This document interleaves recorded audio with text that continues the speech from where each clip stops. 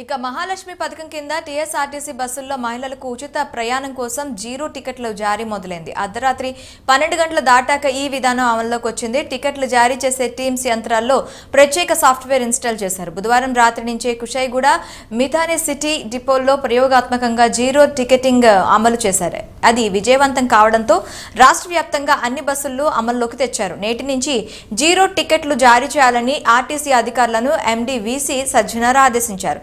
December 9 నుంచి RTC బస్సుల్లో మహిళలకు ఉచిత ప్రయాణం అమలు చేస్తున్నారు.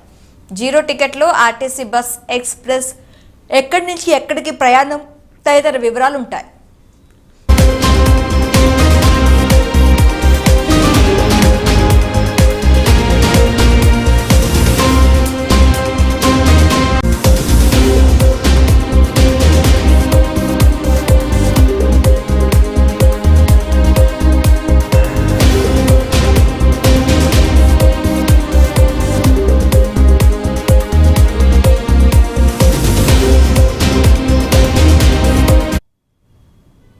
అయితే ఈ పథకం వల్ల ఆర్టీసీ నష్టపోయే ఆదాయాన్ని ప్రభుత్వం రియంబర్స్ చేయడం ద్వారా సమకూర్చనుంది. అందువల్ల ప్రతి నెల ఎంతమంది మహిళలు ఉచితంగా ప్రయాణించారు, అందువల్ల ఆర్టీసీ ఎంత ఆదాయాన్ని కోల్పోయింది అన్న లెక్కలను ప్రభుత్వానికి అందించాల్సి ఉంటుంది. టికెట్పై ఛార్జీ 0 అని చూపించిన ఆ మహిళ ఎక్కడి నుంచి ఎక్కడి వరకు ప్రయాణించిందో టికెట్లో నమోదవుతుంది.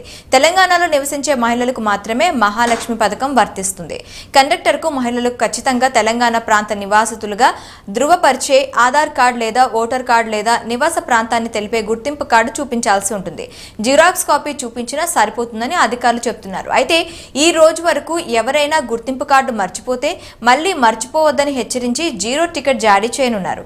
ఆ తర్వాత మాత్రం అనుమతించరని అధికారులు చెప్తున్నారు.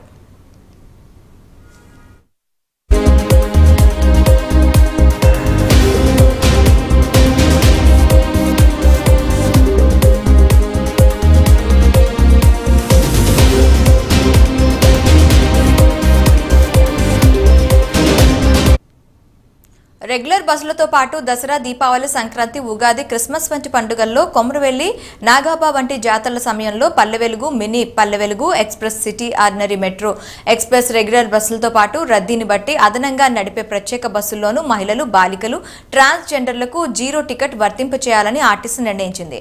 వారాంతాల్లో నడిపే అదనపు బస్సులకు ఈ నిర్ణయం వర్తిస్తుందని స్పష్టం చేసింది.